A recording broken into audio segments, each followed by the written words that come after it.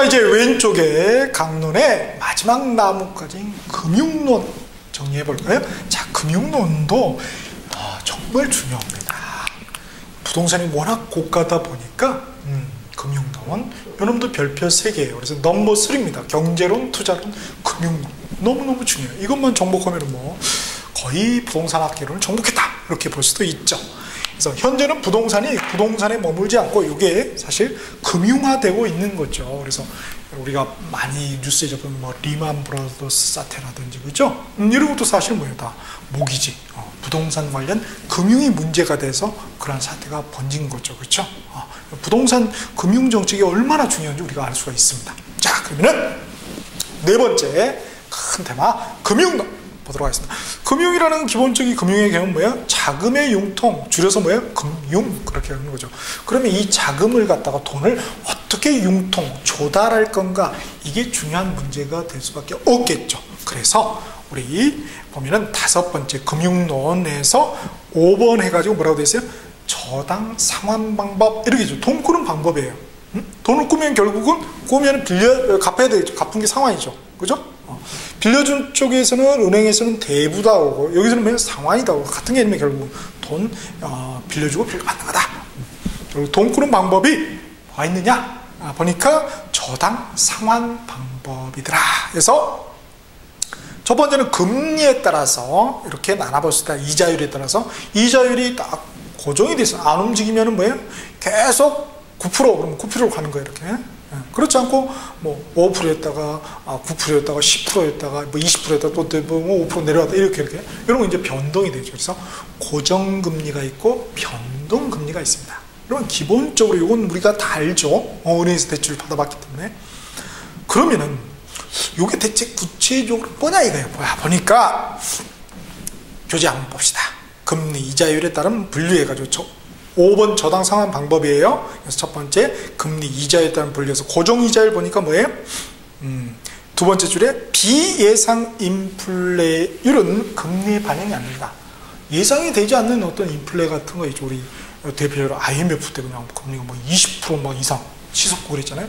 그런 것들은 이 고정 이자율에는 반영이 되지 않습니다.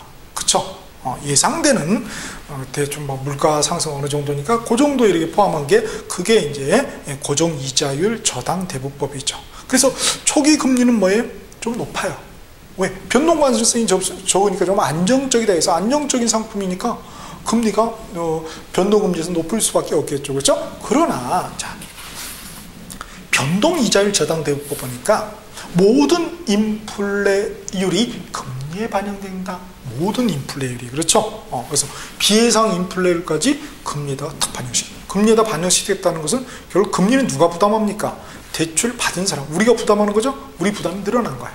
그죠? 그래서 대출자의 인플레 위험을 갖다가 전가한 거죠, 사실은. 그래서 대출자는 인플레 위험으로부터 보호가 되는 거죠. 이렇게 뭐가? 변동 이자율 저당 대부법이 그렇다는 거죠. 따라서 어떻게 됩니까? 초기의 이자율은 고정금리에 비해서 상대적으로 낮겠죠. 불안한 상품이니까. 그렇잖아요. 그죠? 우리도 보면은 좀 안정적인 건 좀 비싸고 불안정인 건 좀 싸고 그렇잖아요. 그러나 이게 이제 나중에 가면 어떻게 될지 모르잖아요. 오케이? 그래서 이러한 자금조달법, 금리에 따라서 고정이자율 저당대부법, 변동이자율 저당대부법이 있더라. 요거 하나 잡으시고, 다음에 두 번째 보니까 원리금 상환 방식에 따른 분류, 이렇게 돼 있죠? 원리금. 원리금을 상환을 어떻게 하느냐? 그렇죠? 자, 보니까 첫 번째 원리금 균등 불안의 상환이네요. 원리금이 똑같아. 원리금이라는 것은 원금 플러스 이자죠. 그래서 원리금이 되죠. 앞에 우리 투자론에서는, 운영수지에서는 뭐라고 불렀어요? 부채 서비스에 그랬죠? 원리금. 대부분 우리는 그렇게 하잖아요. 자동차 할부했다 그럼 뭐예요? 매달 뭐 30만 원씩, 뭐 50만 원씩, 100만 원씩 매달 갚는 금액이 똑같죠? 그게 원리금이에요. 원리금이 뭐예요? 똑같다, 균등하다 이거죠. 균일하게 같을 등자, 균등한 거죠. 그게 이제 원리금 상환 방식이 되는 거죠. 그에 반해서 체증식 있죠. 체증식은 뭐예요? 점점 증가된다 이거죠. 점차적으로 점차적으로 증가한다. 그래서 체증식 또는 점증식 상환 방식이 있습니다. 이렇게 기타 뭐 또 다른 방식도 있고, 그 다음에 요거하고 비교될 게 오히려 이게 떨어지는 경우가 있죠. 처음에 많이 냈다가 점점 적게 내는 거. 그건 이제 체감식이 되겠죠. 점차적으로 줄어드는 게 감소니까 체감식. 근데 이걸 갖다 이제 원금 균등 상환 방식이라고 그러죠. 자, 그러면 이걸 갖다가 우리가 그림으로 이해할 수도 있는 거예요. 그림으로. 자, 그림으로 이해하면은 이런 그림이 나올 수 있겠죠. 자, 여기가 상환 기간이 있을 것이고, 여기는 상환하는 액수가 있겠죠. 자, 상환하는 액수가, 자, 먼저 부채 서비스 되겠죠. 원리금, 상환하는 액이 일정한 경우가 있죠. 일정한 경우, 요건 뭐라고 그랬어요? 그렇죠. 원리금 균등 상환이 되는 거죠. 자, 그에 반해서 점차적으로, 그죠? 증가하는 경우가 있죠. 점차적으로. 점차적으로 이렇게 증가하는 경우. 그죠? 이거 체증식이 되죠. 또는 점증식. 또 반대로 점차적으로 감소하는 경우가 있죠. 감소. 이렇게 점차적으로 이렇게 감소하는 경우. 이거는 뭐예요? 자, 증가가 있으면 뭐도 있어요? 감소도 있죠. 그래서 체감식이라고 이렇게 표현을 하는 것입니다. 이렇게 또 우리가 그림을 통해서도 이해를 할 수가 있는 것입니다. 그래서 그림, 경우에 따라서는 공식으로 이해하는 것. 이게 중요하겠네요, 결국은. 자, 이렇게 봤고요. 그 다음에 돈이 굴러가는 시장이 있겠죠. 앞에는 이제 부동산 전체적인 시장이었고, 우리 경제론에서 다룬 여기 시장은 이제 전체적인 시장인데, 금융에서의 시장이 있겠죠. 돈이 굴러다니는 시장. 이걸 뭐 금융시장 이렇게도 하고, 돈을 서로 빌려주고 빌려받는다. 그래서 우리 은행에 돈 빌릴 때 뭐 설정해 줍니까? 그렇죠. 근저당, 저당 설정해 주잖아요. 그러니까 저당시장 이렇게도 부르는 거예요. 아, 그런구나. 돈 빌려주고 빌려받는 시장.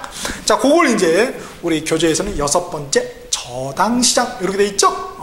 자, 흐름도를 보세요. 그림을 보니까 1차 저당시장이고 2차 저당시장이 있죠. 자, 시장에는 뭐가 있다고요? 그렇죠. 수요하고 공급이 있다고 그랬죠. 그러니까 당연히 수요자, 공급자가 있겠네요. 우리 같은 경우는 이제 대부분 수요자죠. 그렇죠? 공급자시라고요?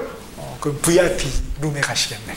우리는 저 대출 받으러 해서 VIP 별로 안 치네. 하여튼 돈을 꾼다 이거예요. 우리는 이제 수요자죠. 그러면 그냥 꿔줍니까? 아니죠. 뭐라고 그래요? 부동산, 아파트 집문서, 땅문서 가져오라고 그러잖아요. 그래서 근저당을 우리가 설정해줘. 돈을 대출해 주잖아요. 쟤는 공급자. 그렇죠? 공급자가 되는 거죠. 금융에. 그래서 그림을 보니까 우리는 부동산 금융 수요자, 저쪽은 은행은 1차 저당 대출 기간 이렇게 표현을 하는 겁니다. 저당 시장의 관점에서. 자, 그러면 자꾸 이렇게 꿔주다 보면 은행이 뭐 저게 화수분입니까? 마냥 그냥 마르지 않는 샘물이에요? 그건 아니잖아요. 은행에 쌓여져 있는 돈도 일정할 거 아니겠어요? 그죠? 한계에 도달할 수가 있어요. 그럼 뭐예요? 몇 집 대출해 주다 보면은 뭐예요? 바닥이 나. 은행 그러면 셧다운 내려야 되는 그런 결과가 더 지르죠. 그래서 이 외국 사람들이, 서양 사람들이 머리를 굴린 거야. 특히 미국 사람들이 이걸 어떻게 하면 이게 잘 흘러가게 할까? 흘러가게 한다. 흐를 유자, 움직일 동자 해서 유동화를 시킬까? 이런 고민을 무지한 거야. 짠머리를 사실 굴린 거죠. 짠머리를. 그래서 그러니까 어떻게 돼요? 이 은행에서는 뭐가 있는 거예요? 매달 이자 받을 그런 게 있는 거죠. 그쵸? 그러니까 어떻게 돼요? 은행 입장이에요. 은행이 돼봅시다. 자, 은행 입장에서 뭐예요? 야, 우리 이자 받을 거 있거든? 야, 우리 이자 이거 10% 확실해. 응? 은행 주택 이거 근저당도 이렇게 딱 해놓고 괜찮거든? 10%야. 야, 너네 한 3%? 아니면 5% 절반 떼줄 테니까 야, 나 돈 좀 빌려줘. 큰 그런 저기 있잖아요. 그죠? 그럴 수 있죠.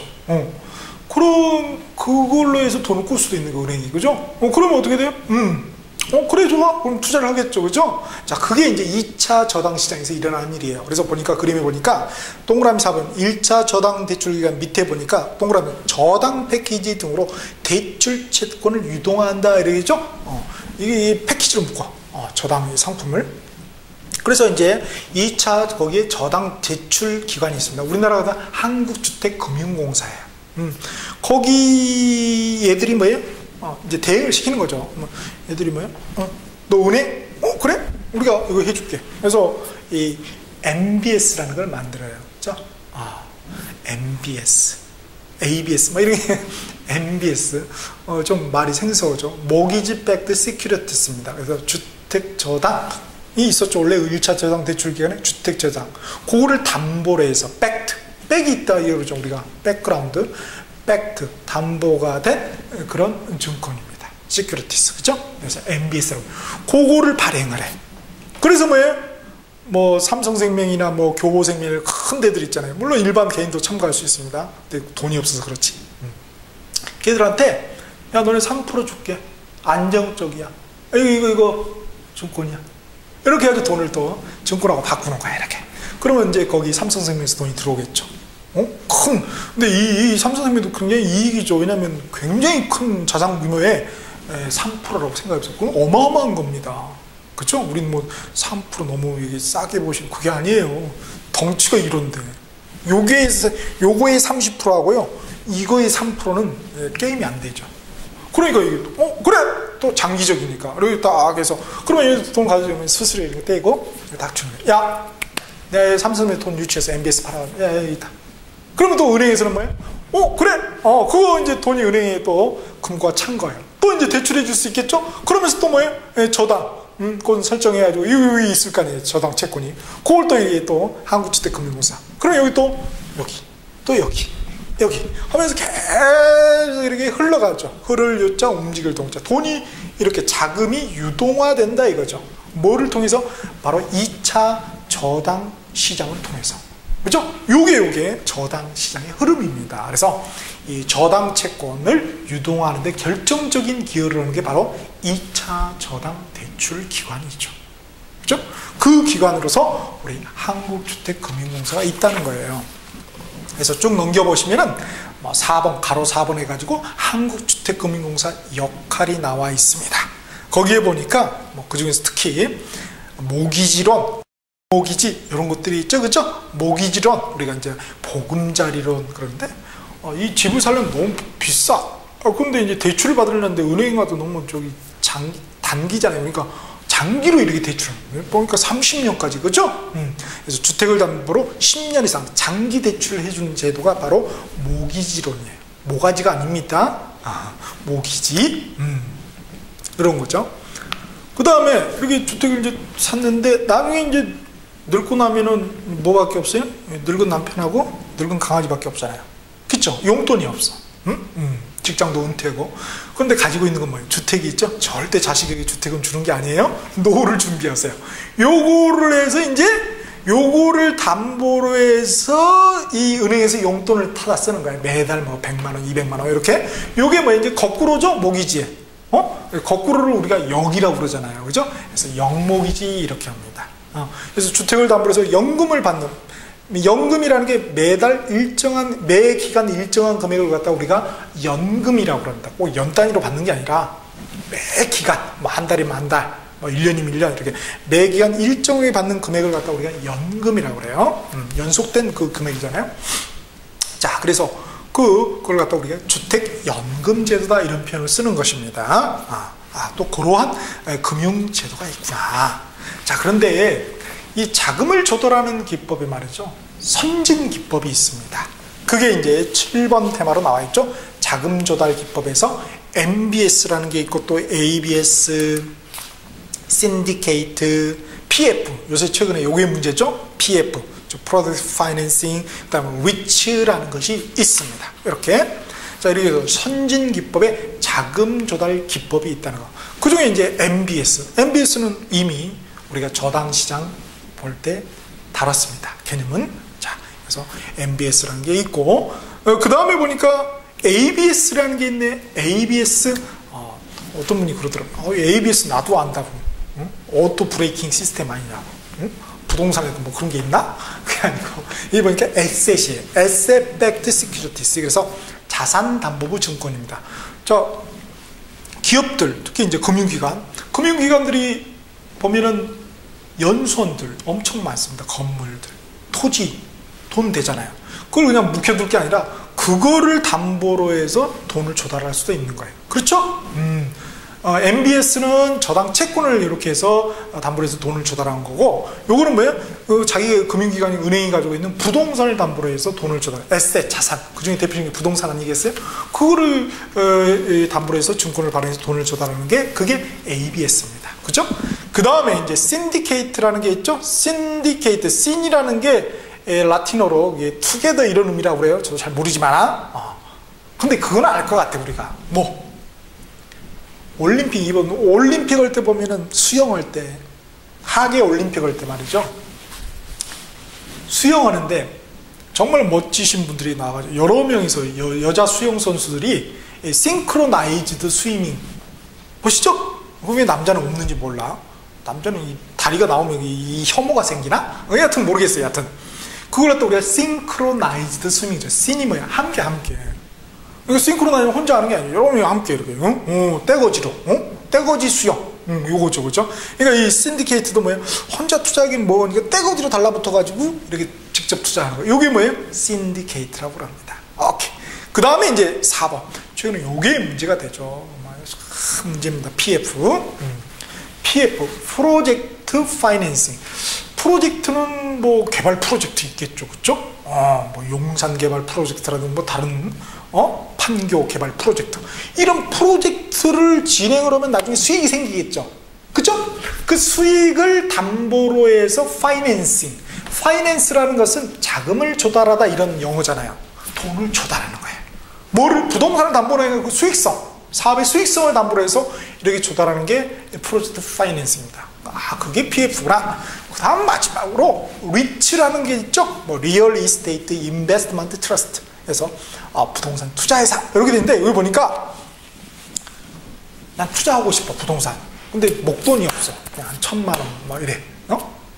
그거를 갖다가 어떻게 됩니까? 나는 못하지만은 전문 어떤 부동산 투자회사는 할 수 있겠죠. 돈을 모아. 그래서 어떻게 됩니까? 부동산 이런 것들에 투자를 해. 그럼 수익이 생기겠죠. 그 수익을 갖다가 이렇게 분파이를 해주는 거예요. 분배를. 그런 거를 갖다가 뭐라고 그래요? 리츠라고 표현합니다. 과자 리츠가 아니에요. 리츠 크래커 아닙니다. 그걸 갖다가. 그래서 그거를 규제하는 법이 바로 부동산 투자 회사 법이죠. 그렇죠? 그래서 우리 부동산 투자 회사라고도 부르기도 합니다. 우리나라는. 미국에서는 리츠 이렇게 부르는데, 자, 이렇게 해서 자금을 조달하는 방법에 대해서 한번 우리가 한번 쭉 한번 봐봤습니다. 그래서 기본적인 개념을 잡고 그러한 개념이 어떻게 이제 흘러가는지 그걸 잡는 게 중요하고, 그 다음에 각 개념을 이렇게 구별을 줄 아는 거, 어떤 차이점이 있는가, 그게 중요하게 되겠죠. 자, 이렇게 해서 우리가 금융론을 정리를 해보았습니다.